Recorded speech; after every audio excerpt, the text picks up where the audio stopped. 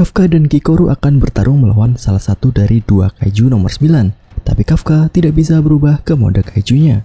Dari pihak markas pasukan pertahanan, Komandan Isao yang melihat putrinya harus menghadapi kaiju nomor 9 tanpa bantuan Kafka mode kaiju mencoba pergi ke tempat pertarungan.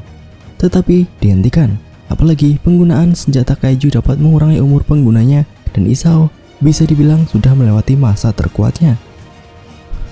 Isao paham dan bagi Isao ini adalah ujian bagi para prajurit muda yang harus mereka lalui. Kembali ke pertarungan, Kikoru menanyakan kepada Kafka kenapa Kafka tidak bisa berubah. Kafka sendiri juga tidak tahu dan sudah mencoba berkali-kali, tetapi tetap saja gagal. Kaiju nomor 9 juga sudah memulai serangannya. 6 tangan besar kaiju nomor 9 mengeluarkan peluru besar. Kafka dan Kikoru berhasil menghindar. Kikoru kemudian membuat rencana serangan. Kikoru akan bertarung sendiri dan membuat kaiju nomor 9 terluka dan menghentikan pergerakannya. Dan setelah itu, Kafka harus bisa berubah menjadi kaiju dan mengalahkan nomor 9. Walaupun kesal mengakui kekuatan dari Kafka mode kaiju, Kikoru merasa jika ingin mengalahkan nomor 9 membutuhkan kekuatan Kafka. Tapi ketika rencana dimulai, kaiju nomor 9 sudah mengeluarkan tembakannya lagi dan kali ini beberapa peluru mengenai tubuh Kafka.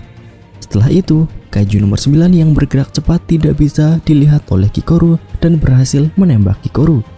Dan ketika kaiju nomor 9 mengira Kikoru sudah tumbang dan mengalihkan pandangannya ke arah Kafka, Kikoru menerjang nomor 9 dengan kapak besarnya.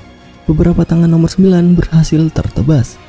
Di sini Kikoru memulai pertarungan 1 lawan 1 jarak dekat dengan nomor 9. Sedikit flashback tentang Kikoru. Ditampilkan ibu Kikoru ketika masih berada di pasukan pertahanan. Shinomiya Hikari, kapten divisi kedua. Dengan memakai pakaian kaiju nomor 4, Hikari adalah sosok kapten yang sangat dihormati dan dikagumi karena selalu menolong orang-orang. Hikari kemudian mati karena bencana akibat kaiju nomor 6 yang juga menimbulkan banyak korban dari sisi pasukan pertahanan. Dari sini juga terlihat perubahan sifat Isao yang awalnya terlihat lebih ceria dan tersenyum, kehilangan senyumannya. Kembali ke pertarungan Kikoru, Kikoru pada pertarungan ini mengatakan akan menggantikan ibunya untuk menyelamatkan semua orang, tentu saja dengan mengalahkan kaiju nomor 9. Kikoru kembali menebas tangan nomor 9. Kali ini, tangan nomor 9 hanya tersisa satu saja. Dan ketika Kikoru hampir menebas tubuh nomor 9, pijakannya pada kepala semut tergoyah. Kafka yang masih dalam bentuk manusia kemudian menendang salah satu kaki semut kaiju nomor 9. Dengan ini, nomor 9 hampir terjatuh dan Kikoru kembali mendapatkan pijakan dan berhasil memotong kaiju nomor 9 secara horizontal menjadi beberapa bagian. Dan sekarang adalah bagian Kafka. Sebelum nomor 9 beregenerasi, Kafka harus bisa memukul kaiju nomor 9 dan menghancurkan inti tubuhnya. Tapi tetap saja Kafka tidak bisa berubah. Dalam bayangan Kafka, ketika Kafka berubah, Kafka langsung menusuk dan membunuh Kikoru. Ternyata, ketakutan Kafka setelah hilang kendali adalah penyebabnya.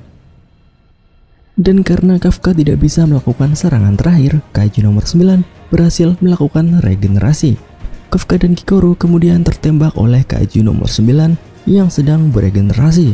Bahkan senjata Kikoru sampai dihancurkan. Tapi Kikoru masih bisa berdiri dan menggunakan tembakannya untuk bertarung.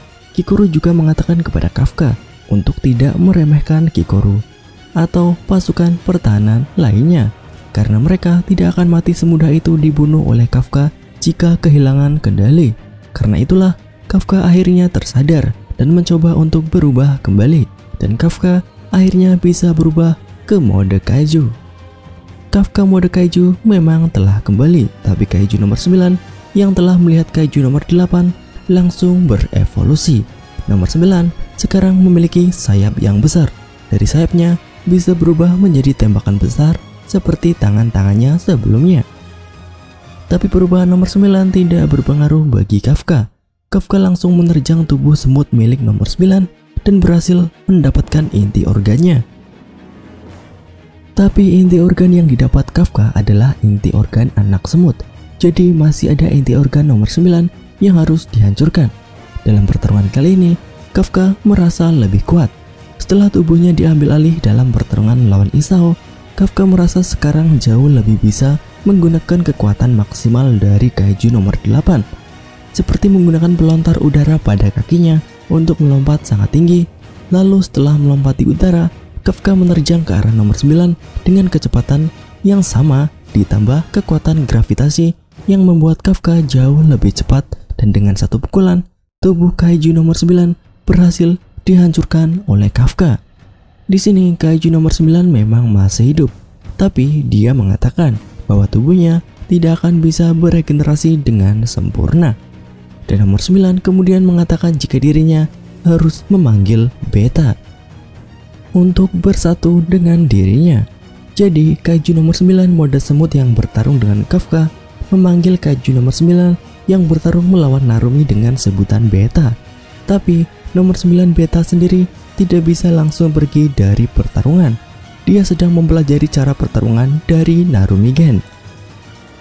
Narumi ditampilkan mengeluarkan pelepasan sebesar 98%. Dalam kaiju Hachiko saat ini menjadi yang tertinggi. Narumi menembak nomor 9 dengan senjatanya. Awalnya, nomor 9 terkena serangan dari Narumi, tapi selanjutnya nomor 9 bisa menghindari serangan dari Narumi.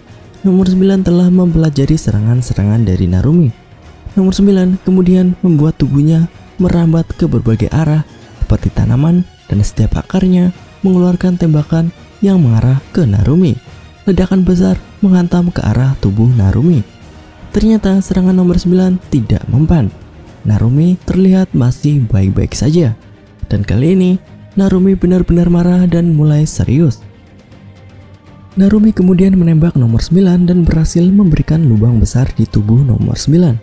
Walaupun nomor 9 seharusnya sudah bisa mempelajari tembakan Narumi, Narumi tetap bisa menembak nomor 9. Dan dikatakan Narumi memiliki mata khusus dari armor kaiju nomor 1, dan kekuatan inilah yang membuat Narumi akhirnya bisa menembak kaiju nomor 9 kembali. Benar-benar kekuatan mata yang mengerikan dari kaiju number tertua milik Jepang. Kekuatan retina dari kaiju nomor 1. Nah, apakah sebenarnya kekuatan mata dari Narumi? Dan apakah kaiju nomor 9 di tempat Narumi dan juga di tempat Kafka benar-benar telah dikalahkan? Bagaimana menurut kalian? Tuliskan pendapat kalian di kolom komentar. Bye-bye.